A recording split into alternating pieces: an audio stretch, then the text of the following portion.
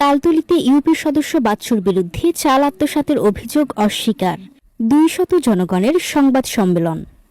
নিজস্ব প্রতিবেদক তালতলী।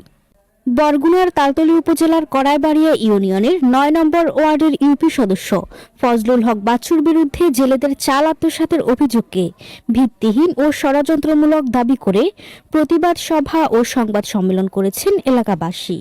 বৃহস্পতিবার বিকেলে স্থানীয় প্রায় 2 শতাধিক নারী পুরুষের উপস্থিতিতে এই সংবাদ সম্মেলন অনুষ্ঠিত হয়।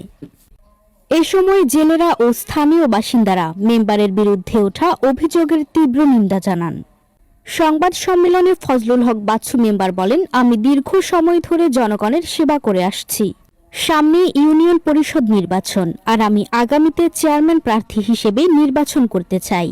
এই খবরে আমার প্রতিপক্ষরা ঈর্ষান্বিত হয়ে আমার সম্মানহানি করার চেষ্টা করছে।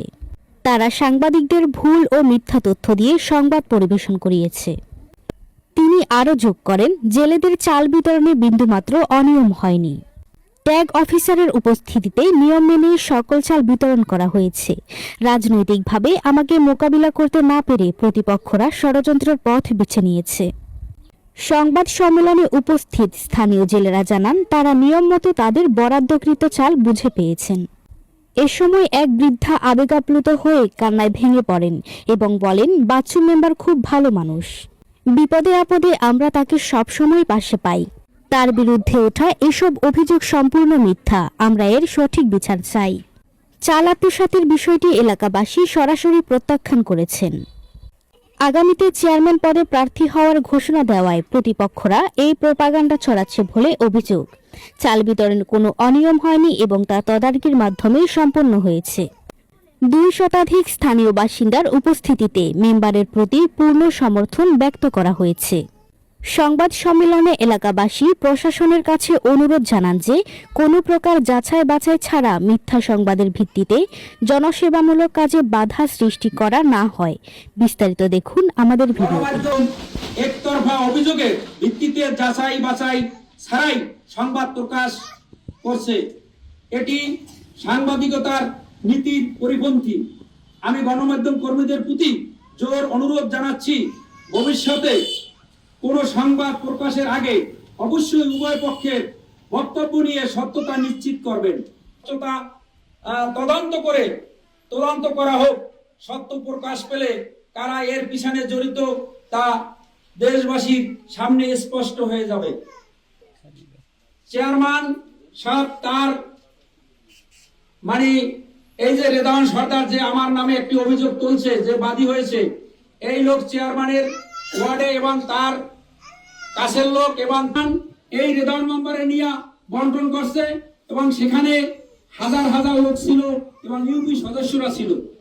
এবং এই চাল বিতরণের সময় এই দিনের বেলা এবং ওই দিন 1 নম্বর ওয়ার্ডের মেম্বার মনির গাজী জেলে থাকার কারণে তার ছেলের সাথে এবং আওয়ামী লীগের লোকজনের সাথে, বিএনপি লোকজনের সাথে মারামারি হয়। আমাদের ইউনিয়নের সাধারণ সম্পাদক বাদশা তালুকদারের মাথা হারাইয়ে পাড়ায় পিটাইয়া তারপর অফিস ভাঙচুর করে। সেখানে আমাদের এই চেয়ারম্যান সাহেবকে 1 নম্বর আসামি করে বিএনপির এটা হানিফ সিকদার। এখন ওই রেদাওয়ান মেম্বার চেয়ারম্যানের হইয়া আমাকে বলে যে এই মামলা আপনি যদি চেয়ারম্যানকে বাদ দিয়ে দেন তাহলে আপনার সাথে আমরা আসি, নাইলে আপনার লাগে বুঝপড়া আছে। এই কথা সে অন্যান্য মেম্বারের সদস্যদের সামনে আমাকে সে হুমকি দিয়েছে। আজকে সেই এই রেদাওয়ান মেম্বারই সেই এই ষড়যন্ত্র মিথ্যা।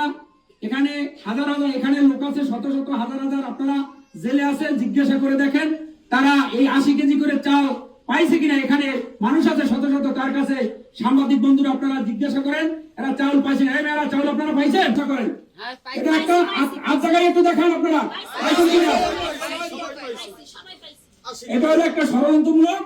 আমার প্রতিপক্ষ এই যে হাফিজুল হক সিকদার, এই চক্রান্ত করে আমাকে আমার এখন গণজোয়ার এবং এই জনগণ আমার কাছে আসে এবং এলাকায় আমি এই জনগণের সাথে সম্পৃক্ত।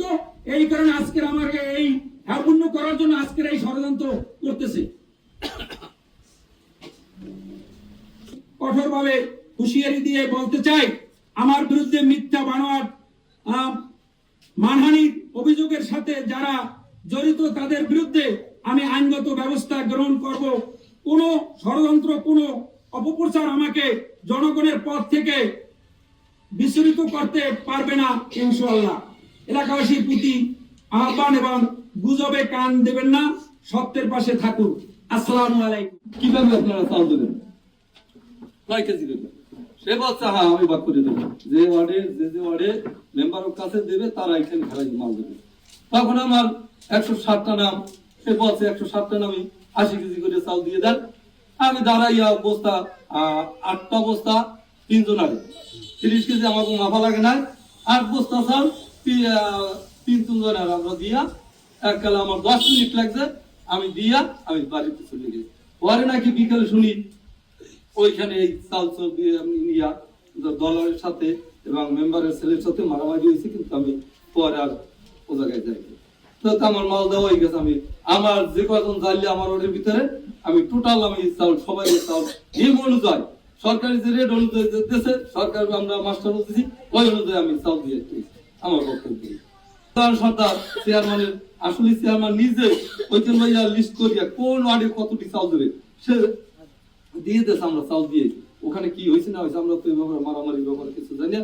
এবং রেলদান সরকার চেয়ারম্যানের দায়িত্ব, চেয়ারম্যানের থাকলেও সবকিছু সে করে এবং না থাকলো, যেমন সিপিসি আমাদের একটা পরিষদের একটা সচিব চাইবে, কিন্তু সে ওই মেম্বারে লিখিত যা দেখ না দেখ ওই মেম্বারে ওই উপজেলায় পৌঁছে যায়। কিন্তু আমাদের সব জিনিস রেজলিউশন করি স্বাক্ষর দিই, আমাদের সামনে বই লাগবে না, একদিনও কোনোটা লেখে না। সে ওই কুল বই দেখা যাও। তো আমি মেম্বার হয়েছি 4 বছর, 2টা কাজ দিয়েছে আমারে। আর রেদান সর্দার 1 বছরে সে এই বছর 5টা কাজের ছেলেছি, আমি কিন্তু 1 টাকা আছে। কারণ হ্যাঁ 2 লাখ টাকা করে প্রত্যেকের পরিষদের মেম্বার, আমার কাছে 80,000। কারণ আর ওই টোন 3 টন চাউল দিয়েছে। এই আমার কাছে আমার এলাকায় আমি কোন উন্নয়ন কাজ করতে না, যেহেতু চেয়ারম্যানের সাথে আমার লাগে তারা ওই দল করতে, আমি কিন্তু আওয়ামী লীগ করতে ইয়ে করতাম না। আমি যে সাথে আমার জোর করে ওই ভিতরে ঢুকাই গেছে, তা আমার নিয়ে ওই কাছে হেলাইয়া সে আমি একা ছিলাম যে তার সাথে ভোট তার দেই নাই। আমি আব্দুল্লাহ শিকদারের ভোট দিচ্ছি আমার ওয়ার্ডের প্রার্থী, কিন্তু এই আমি রাস্তাঘাট আমি আসলে আমার এলাকাটা অনুন্নত, কালভার্ট ভাঙ্গি